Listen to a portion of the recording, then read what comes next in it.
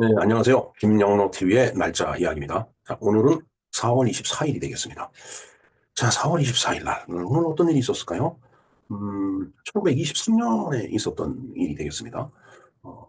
그 사건의 이름이 형평사 운동이더라고요. 자, 운동은 운동인데, 형평사. 형평사라는 게 무엇인가? 말 자체에서 벌써 의미가 이제, 감이 오죠. 형평, 그러니까 균형을 잡고 평등하다. 이제 이런 뜻으로 해석이 가능해요. 한자로 보면은. 이제 형평사 운동이라고 하는 것은, 뭔가 1923년이면 이제 일제시대인데, 그 이전에 뭐 조선 말기까지만 하더라도, 이건 뭐 사실 뭐 백정이라든가, 뭐 노비, 인간 취급을 못 받았던 그런 이제 시대였기 때문에, 일제 시대가 시작이 되고서도, 이제, 그런 신분타파가 많이 되기는 했지만, 그래도 이제 뭔가, 사회적으로 차별받는 그런 직종이 이제 많이 이제 있었던 거죠. 그래서 백정 출신이라든가 이런 사람들이 이제 모여갖고서 이 형평사 운동이라는 것을 벌린 거예요. 그러니까 평등하다 이거예요. 세상은 모두가 평등하다 이거죠. 뭐 누구는 옛날에 그런 말이 있었죠. 왕장상의 씨가 따로 있느냐. 누구는 태어나자마자 응애응애 하면서 왕손이 되고 누구는 태어나자마자 노비의 후손이 돼갖고 그다음에 백정의 이제 자식이 돼갖고서 사회적으로 차별받고 손가락질받고 그런 삶을 하루 이틀 사는 것도 아니고 평생을 그렇게 살아가야 된다는 거 이게 정말 지금 우리 상황에서 생각해 보면 참 기가 막힌 일입니다. 그래서 이제 그 당시만 하더라도 이제 이런 사회적인 차별이 심했기 때문에 무엇인가 평등하게 돼야 되겠다라는 그런 어떤 일련의 사회적인 작업이 필요했을 것이고 몇몇 이제 선구자적인 그런 생각을 가진 사람들이 바로 이런 이제 운동을 주도를 했던 겁니다. 자, 그러면은 평등하게 되기 위한 이들의 어떤 피맺힌 절규, 몸부림 이런 것에 대해서 한번 알아보는 시간을 갖도록 하겠습니다. 네, 형평사 운동에 대해서 알아보겠습니다. 자, 형평사 운동이란 1923년부터 일어난 백정들의 신분 해방 운동을 말한다. 자, 백정.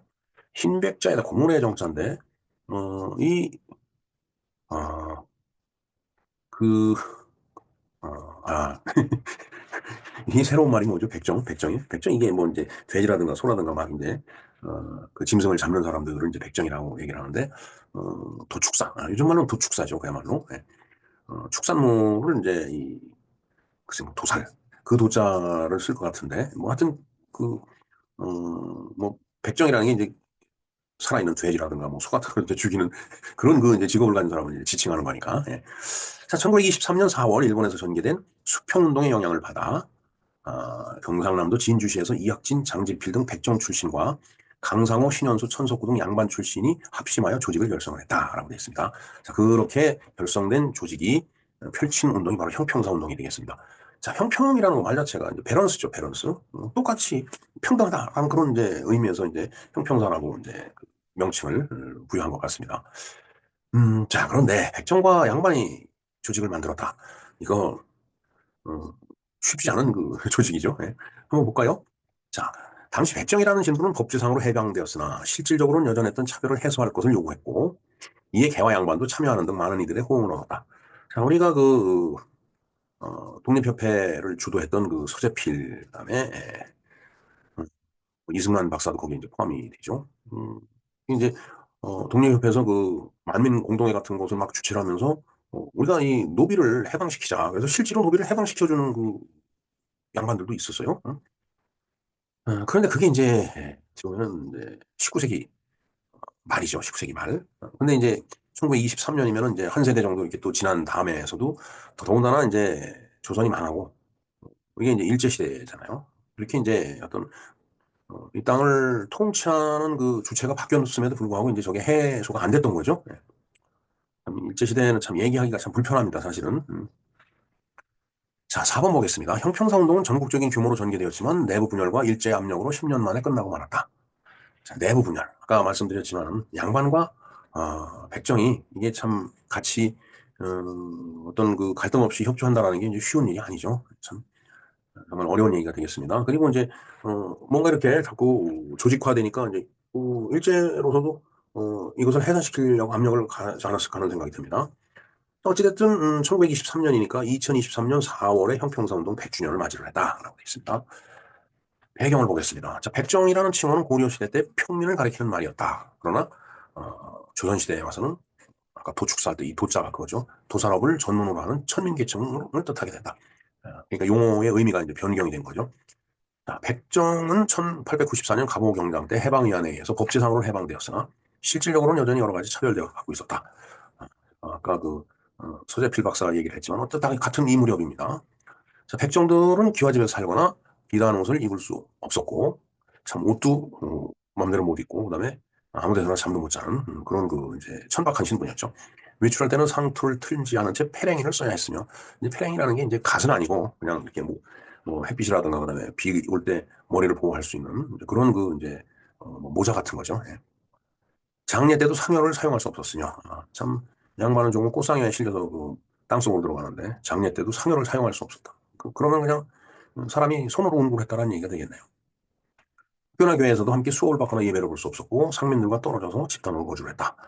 참 진짜 우리 조선시대는 정말 잔인한 시대였던 것 같아요. 전 인구의 백성의 반이 노비였었고 또 산업공상의 차이가 이렇게 있었기 때문에 산업공상에도 못 들어가는 거죠. 이런 그 노비나 이런 백성들은 정말 참 비참한 삶을 살았던 그런 시대였습니다. 자, 더욱이 일제는 조선의 봉건적 질서를 온전한 정책을 썼기 때문에 행정적으로 차별을 받았다. 음, 글쎄요, 일제가 이 나라를 통치하면서 기존의 그 조선의 봉건적인 질서를 갖다가 그렇게 부정하려고 그러지는 않았겠죠. 부정이라기보다는 그걸 그대로 갖다 썼을 거예요. 예. 왜냐하면 확 바꾸면 저들도 피곤하고 복잡하니까. 즉 민족으로 일대 이름 앞에 붉은 점을 표시하거나 도한으로 기재를 했을 뿐만 아니라 정말 참 이름 앞에 붉은 점, 그다음에 도한. 저 한자라는 게 뭐 치사한, 사기한 뭐 이렇게 우리가 그런 그 용어를 쓰잖아요. 도한이라고 기재를 했다. 아주 참 비인간적인 그런 처사였다고 봅니다. 입학원서나 관공서에 제출하는 서류에도 반드시 신분을 표시를 해야 됐다. 정말. 자, 이런 현실에 대한 불만은 조직적인 사회운동으로 구체화가 되었다. 되어 있습니다. 한번 그 운동이 전개되는 과정을 보도록 하겠습니다.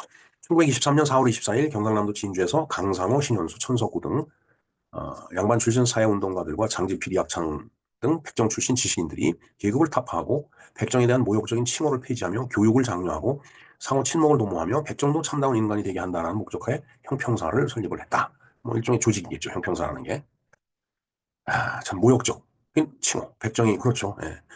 저희 요즘 백정이란 말을 잘 안 쓰지만 저 어렸을 때만 하도록 백정이라는 말을 썼습니다. 정말 그때는 집집마다 이렇게 돼지를 한 마리씩 두 마리씩 이렇게 키웠어요. 저희 집에서도 뭐 한 두세 마리 키웠는데 그러면 이제 돼지를 파는 날 보면은 그 이제 백정이라고 하는 이 도축사가 오죠. 이제 와갖고 그걸 이제 저울에 이렇게 답니다. 그 저울에 다는데도 무게를 이제 좀 덜 나가게 하느라고 왜냐면 무게대로 값을 쳐줘야 되니까 뭐 왜 그거 갖고 또 어른들이 뭐 서로 막 다투고 그래요. 왜 그쪽 저울대를 누르느냐 뭐 이런 식으로 그럼 이제 무게가 덜 나가니까. 예. 자 그리고서 이제 그 살아있는 돼지를 그 자전거 뒤에다가 그때는 뭐 운송 수단이 자전거 이게 그냥 훌륭한 운송 수단이었기 때문에 그 자전거도 지금 뭐 타는 그런 날렵한 자전거가 아니죠. 이제 짐 자전거라고 그랬어요. 이 뒤에 짐 실는 그 판이 널찍하고 자전거가 아주 튼튼했었습니다. 아주. 거기다가 이제 이 돼지를 싣고 끈으로 묶어요. 그리고서 이제 그 자전거를 타고서 이제 자기 이제 그 도축장으로 가는 거죠. 그러면은 그냥 돼지가 꽉 묶여 있으니까 거기다 이제 실려서 가니까 소리를 꽥꽥 내죠. 그러면 그냥 그 시내가 그냥 시끌시끌할 정도예요. 그냥 꽥꽥거리면서 이제 갑니다. 참 그런 시대를 제가 어렸을 때 살았는데 요즘 세상을 보면 이건 정말 뭐 상전벽해라는 말이 사치스럽죠. 하여튼 뭐 어마어마하게 그 변모가 된 사회에서 우리가 살고 있는 거죠 지금. 천지개벽을 하는 세상에 살고 있는 겁니다. 이게 불과 한 세대 만에 이렇게 이루어졌으니까 한 세대는 아니죠 뭐. 지금 6, 70년 두 세대 정도 봐야 되는데 지구상에서 두 세대 만에 그 최빈국을 이렇게 선진국으로 만든 나라는 대한민국뿐이 없어요. 자, 13번 가겠습니다. 이들은 발기총에서 결정된 사치를 통해 진주의 본사를 중심으로 각 도의 지사를 각 군의 분사를 두는 전국 조직망을 구성할 것을 선언했다. 그래서 이에 호응하여 전국 각지에 지사와 분사가 활발히 설치가 됐다. 그리고 1924년 2월 전국의 지사 본사 대표 300여 명이 부산에 모여 형평사 전 조선 임시총회를 개최를 했다라고 합니다. 그 다음에 전라도, 충청도, 강원도를 기반으로 한 장지필 등 혁신파는 본사를 경성도로 이전할 것을 주장했고 경상도를 기반으로 한 강상호, 신현수 등 보수파는 진주 본사를 보수할 것을 주장해서 내부 대립이 표출됐다. 결국 혁신파라고 하는 것은 양반 계통이고 그다음에 보수파라고 하는 것은 백정 출신입니다. 그러니까 서로 이제 티격태격 그 이제 갈등이 이제 표출이 돼갖고 싸우는 거죠.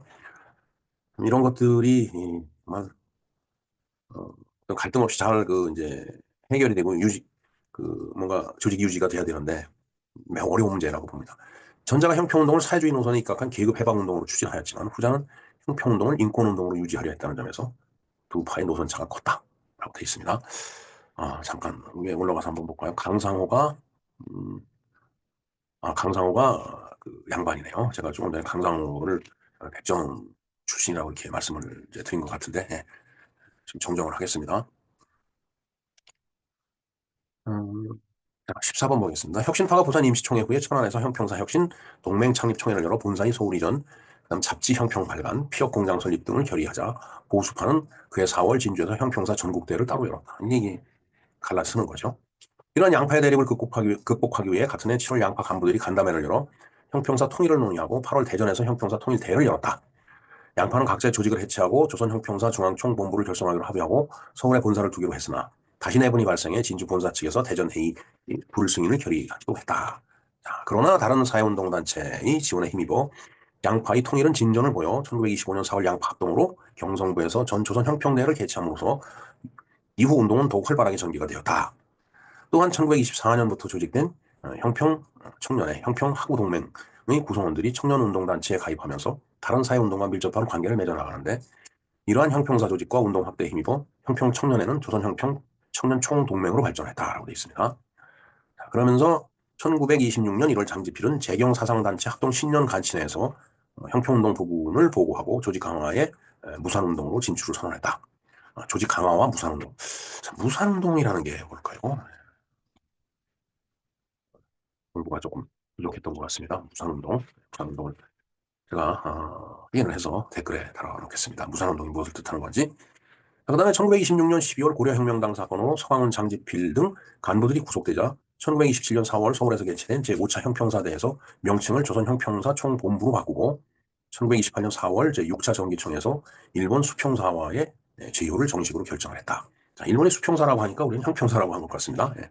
자, 고려혁명당 사건은 1926년 4월 5일 현익철, 양이탁 등 사회주의 계열 독립운동가들이 결성한 사회주의적 항일단체로서 1927년 12월 이동락, 정영, 이동구, 이원주, 유공삼 등이 하얼빈에서 그와 그의 간부들이 국내와 만주 등 당간부 14명이 일령에 붙잡혀 서 활동이 침체가 된 그 사건이라고 얘기를 합니다. 자, 벌써 고려혁명이라고 얘기가 되듯이 1917년에 이제 러시아 혁명, 볼셰빅 혁명이 성공을 하고서 이제 소련이 탄생을 하죠. 결국은 그 공산주의 사상이 한반도에도 이제 들어온 거다라고 보면 되겠습니다. 자, 이 시기부터 다른 사회운동가의自由를 주장하는 신파와 전통적인 평등운동을 주장하는 구파 간의 대립이 다시 일어나 1929년 제7차 정기대회에서 갈등이 표면화가 되었다. 이후 신파는 형평사 해소론을 제기했으며 해소론을 둘러싼 대립은 1930년대 초까지 계속이 됐다고 합니다. 그다음에 1934년에 일반 사회운동이 저조 속에 형평사 집의 재정리가 단행이 되고 활동도 공제활동 정도로 축소가 됐다. 아무래도 일본 제국주의가 또 많은 통제와 탄압을 하지 않았겠어요.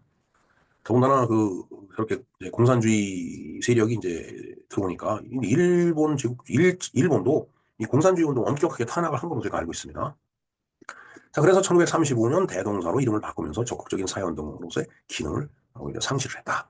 네, 그래서 23년에 시작을 해서 한 2, 3년 정도 활동을 하다가 기능이 상실이 된 그런 일종의 일제시대였지만은 그 사회운동이었다라고 보면 되겠습니다. 자, 의의와 한계를 한번 보겠습니다. 형평운동은 형평사 창립 초기부터 많은 시련에 부딪혔다.